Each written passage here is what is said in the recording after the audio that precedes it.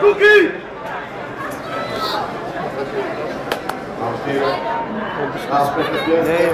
En nog winnaar. En deze zal komen vandaag uit het blauwe.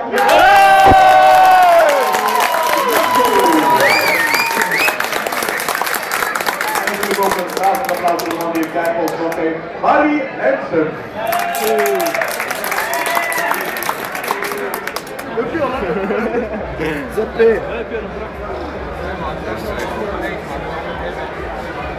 En we volgen gelijk met zijn gevecht in het MMA gebeuren.